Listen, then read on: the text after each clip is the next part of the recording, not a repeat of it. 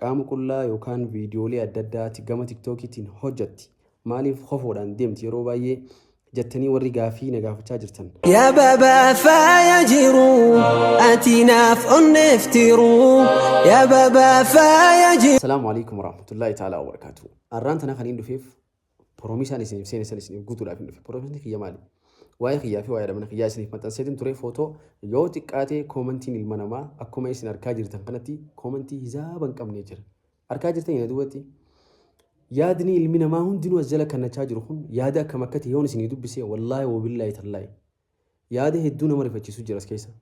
Akkasuma yaada waan dhugaadhaan isiniif deebuu qabu jira as keessa. Akkasuma anillee waan natti gaafii ta'ee jira. Dhugaa dubbachuudhaaf ani nu irraanfattaniin see waa'ee akkaataa jireenya kiyyaa eenyu hojii akkaan ture eessa akkaan ture sababiin viidiyoon dileenya jecha na irraanfattan jeetii yaadee ture. Garuu nan irraanfanne hundi keessanuu koomentiin teessan akkumaan amma asirratti argu jiru kanatti isinillee na duubatti argaa koomentiin teessan harkaatiin jira jechuudha. Koomentiin ilmi namaa kannachaa jiru akkuma isin agaraa jirtan kana jechuudha.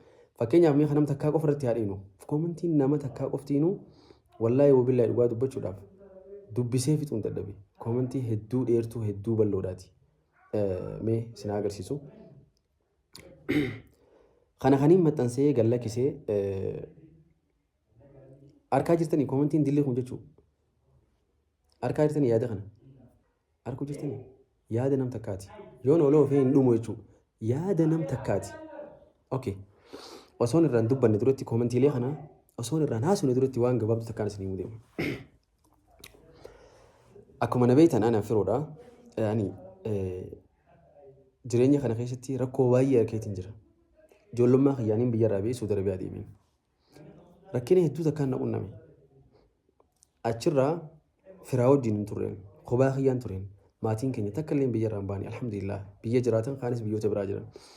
Ana qofa wallaalummaadhaan yookaan ammoo yeroo san waan keessi waan takka naaf hin galiniif Suudii deeme. Garuu yeroo san akkumaan dhaqeen namootatti dhedheeyyachuudhaan haala biyya sanii akkaataa jireenya biyya saniitis keessa waan hin hubannoo hin qabneef nama dhiyaadhee nama wajjin haasee namni kun akkana jee osuma kanarra jiru gama bultii seenee bultii ijaaree jechumaan jireenya kiyyatti fufe. Dhugaa dubbachuuf ani dubartii waan jaamu walumaa galatti nama dubartiidhaaf kabajaa guddoo qabu nama bakka guddaas qabu. Nin beeka akka isin yaada keessa jirtan hagarraan tanaa waa'ee kiyyaa fi waa'ee biiftuudhaa barachuudhaaf akka isin tattaaffii guddaarra jirtan nin beeka. Gama kiyyaan takka waan takka isiniif ibsee hin beeku. Namuma takka illee takkaa gabbee dubbadheetis hin beeku namattis hin beeku miidiyaattis dubbadhee hin beeku. Garuu keessa kiyya ni jira.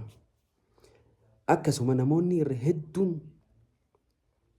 gaafii keessaan wallaahi isin jira.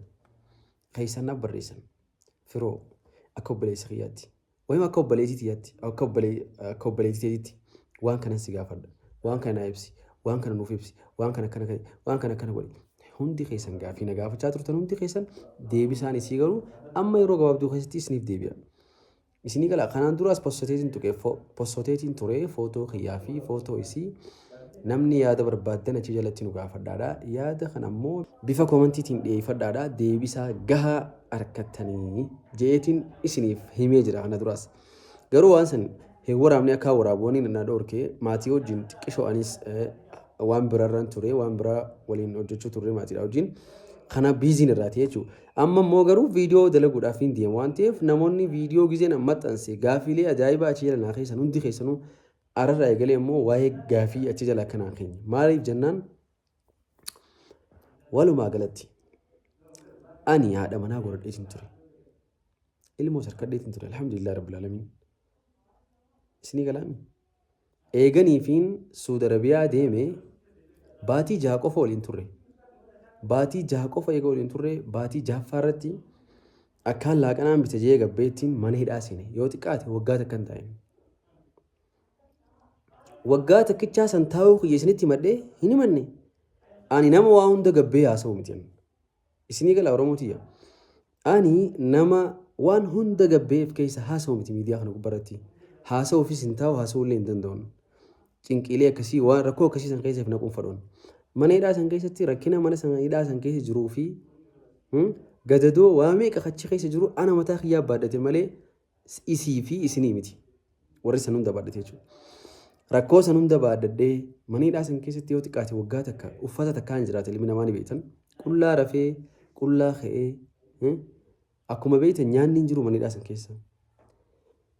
Alhamdulillahi rabbiin na dandamee rabbi na hambisee jira yoo xiqqaatechi keessatti dhukkuba coggaarraa jedhamu kun namni hin qabamin hin jiru namni biyya sanirraa galee hundi dhukkuba coggaarraa kanaan qabamee gala. Sababni isaa nyaata. Nyaanni kun nyaata misira. Misirri kun garaa duwwaatti yoo nyaatte onnee si oowwisaa bishaanis bareedaa waan harkanneef dhukkuba irra buuta jechuudha. Garuu alhamdulillahi dhukkuba malee rabbiin gama biyyattii na fidee waggaa takkachaa sanniin obsee osoo nam takkatti hin bilbilatin osoo asiin jira akkana naaf ta'a akkasii ganna gargaara maarri waan akkanaa kana guyyaa takka namni firoorraa dhageenye jee yoo jiraate as jala naa kaayaa namni firoo maneedhaa san keessatti waan akkanaatiin isaaf gumaachee wayima ammoo isa bira dhufeetiin yaada akkanaa kana isa gaafadhee namni jee natti himatu yookaan natti dubbatu yoo jiraate mataa isiirraa eegalee jechuudha.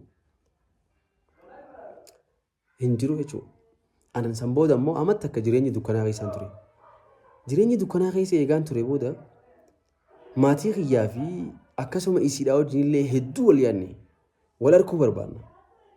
Rabbi kadhannaa achi keessa ni boonyaa ni qaraanaa garuu alhamdulillah kana hundaa rabbiin ulaaffisee gama biyyaa galee. Gaafaan gama biyyaa galee yeroon biyya galu isiin ilmoo dhaltee jirti. Deessee jirti. Ilmoo yeroo isiin deessu osoon karaa maatii kiyyaa hin deeminiin karaa maatii isii kutee isii bira jechuudha. Isii arkee ilmoo kiyyaas arkee alhamdulillah laalee karam deemuudha amma karaa maatii kiyyaati. Walumaa galatti kun jechuun akkas ture ani ammaaf alhamdulillah rabbil alamin waggaa lama itaa yoo xiqqaate eegaan achirraa galee soomana lama soomanii alhamdulillah rabbil alamin biyyi namaa biyyuma namaati. Biyyattii eegaan dhufee alhamdulillah rabbil alamin rakkoo takka hin qabu. Nagaya gammachuu tasgabbiin qabu. Maatii kiyyaa hundinuu nageenya qaban. Isinii galaa ani kaniin irraa dhaladhe maatii kiyya. Kan na guddisee isa yoomiyyuu kan jireenya kiyya itti na fufsiisu isaani. Ifii kiyyaa dalagadhee if jijjiiruus garuu jireenya kiyya keessa maatiin kiyya hin dhabamu yoomiyyuu ni jiran. Maal akkaan godhuu fi waan hin raawwadhu hunda keessatti isaanii waliin hin jira. Ani alhamdulillah rabbil alamin haadhaa fi abbaas ni qabu. Akkuma beektan waraabee isiniifis gallakkiseetiin jira. Amrii isaanii keessaa beem beekuun ol deemu gad deemu waan hunda keessatti isaanii ni mareedha isaanii wajjin hin godhu waan hin godhu. Torbii amma keessa jirru kana keessatti waan isin rakkisee fi waan nu birallee jiru waan isii birallee jiru waan nama hunda bira jiru bakka takkatti walii qabee isiniif hin fidan. Maaliif nama kabajaa guddoo dubartiif qaban. Dubartiin haadhaanaaf dubartiin obboleettiidha. Dubartiin jireenya kiyya waan hunda kiyya dubartiin qimama dubartiin jireenya kee keessa yoo hin jiraanne jiruu bareedduu jiraachuu hin dandeessu. Isinii galaami kanaaf jechuun yoo rabbi haadha manaa naaf qoode haadha manaatii yaa wajjin nagayaan jiraadha. Namoonni baay'een keessaan na barreessitanii firoo maaliif akkasii maaliif haadha manaa keetiitti wajjin dila kana addaan turtan maaliif isiinoo qaama qullaa yookaan viidiyoolee adda addaatti gama tiktookiitiin hojjetti maaliif qofoodhaan deemti yeroo baay'ee jettanii warri gaafii na gaafachaa jirtan.